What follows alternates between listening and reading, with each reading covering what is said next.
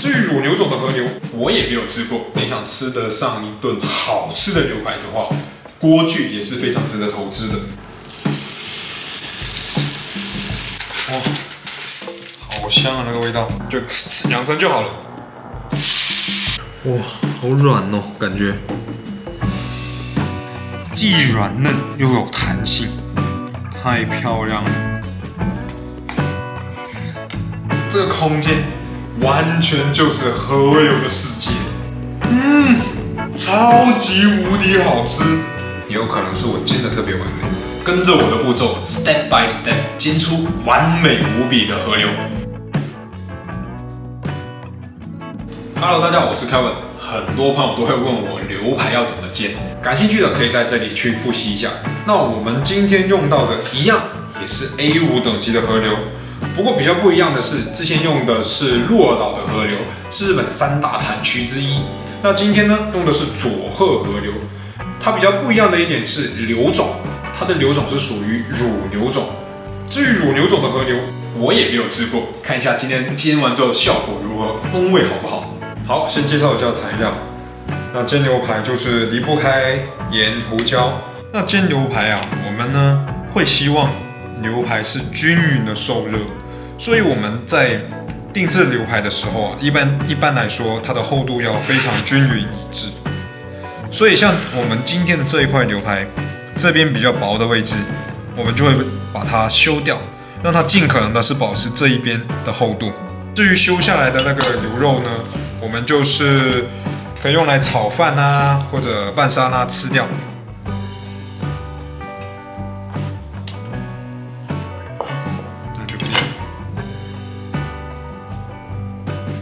像这边的油呢，如果你们不太喜欢那么肥油的话，也可以把它修掉一点，就顺着这个牛排的样子，把这个位置修出来就好。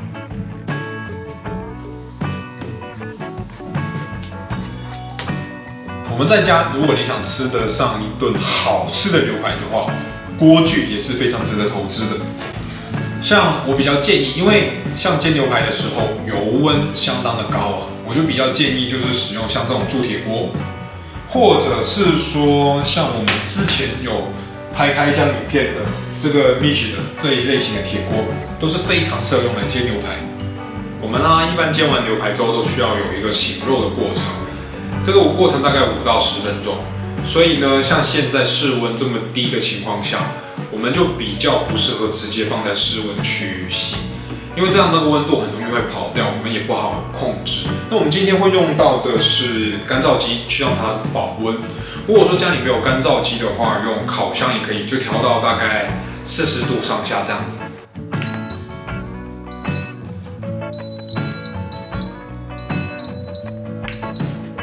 好，我们来开始煎牛排。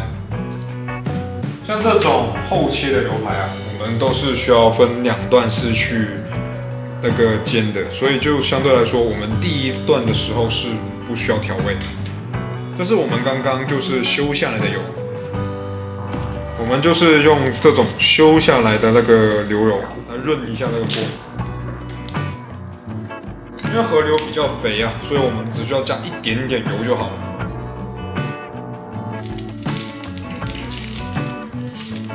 好，我们小火稍微把这个牛肉煸出来之后，就可以放我们的牛排上去。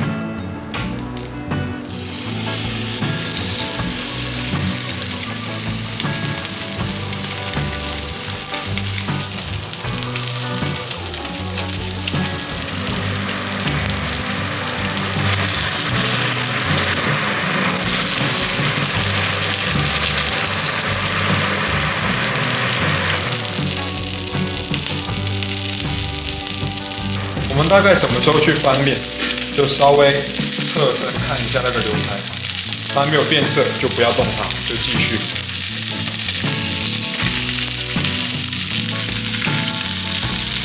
好，我们那个牛排大概这样子的颜色就可以翻面了。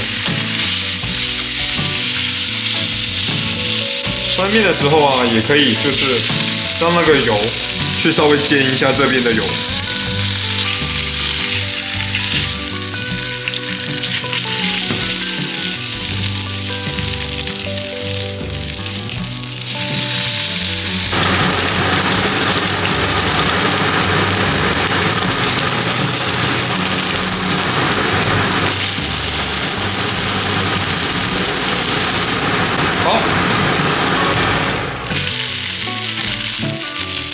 OK， 煎一煎这样就可以放在一边醒肉了。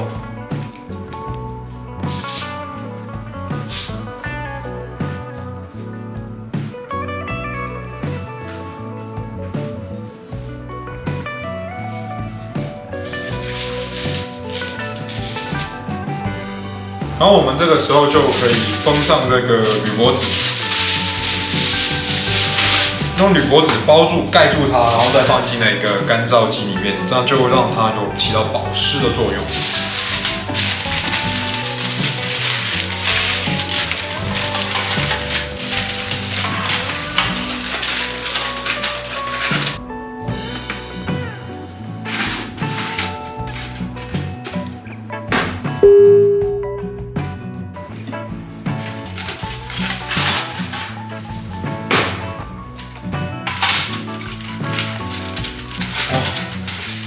好香啊，那个味道。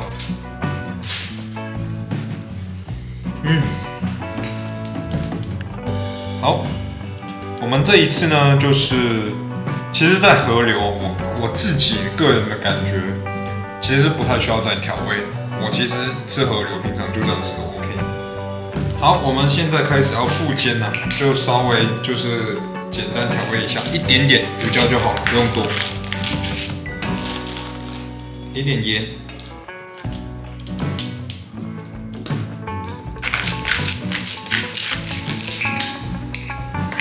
然后盐我们给上一点海盐。好，我们这一次啊，复煎的第二次，速度要极其快的完成就好了，温度足够高，放下去，听到呲呲两声就完成。好，准备啊，就2声就好了。起来，让它这里锅子回温一下。好，足够热，一样啊。好，在第一个环节已经醒过的牛排啊，就是在这个环节就不需要再醒。感觉肉汁满满的，这表皮就是有那种很脆的感觉，有没有？就表面是有壳，已经形成一层壳了。来，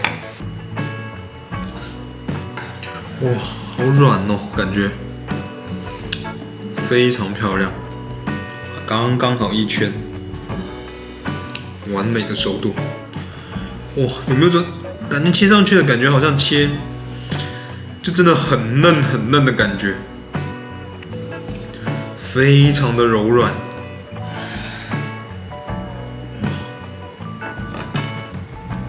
你看这个肉其实是既软嫩又有弹性。你看像我们一般醒过肉啊，它是不会流任何血水的，非常干净，只有肉汁。后切，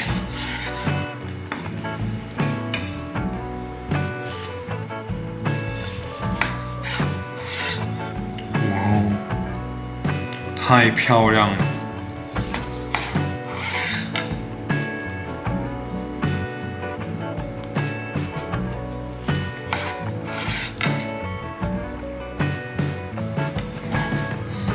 切下去都觉得想要流口水。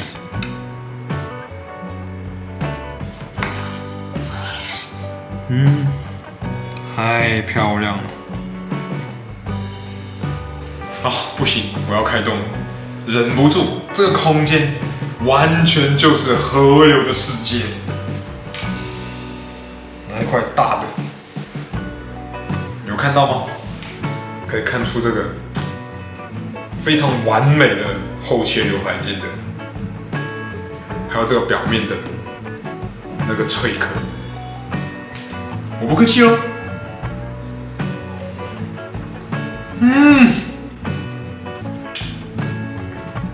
超级无敌好吃。我觉得真的非常特别，这个佐贺牛完全惊呆了我的表现。哇，真的好特别，它里面带了一丝丝的那个牛油的那个香气，非常的香，而且它的口感比之前那个洛老的和牛更来的软嫩很多。虽然同样都是 A5 等级的和牛，已经算是就是天花板了，但是我自己觉得差别蛮大的。而且要注意，我只有放一点点盐而已，但是可以吃得出它的肉本身里面是自带一点点咸味的，非常的鲜，非常的鲜，哇，非常惊讶，让我觉得我第一次吃这个佐贺牛，没想到就效果这么完美，也有可能是我煎的特别完美，真的实在太好吃了，我绝对没有在业配哦。想吃的话，赶紧去买一块来试试吧。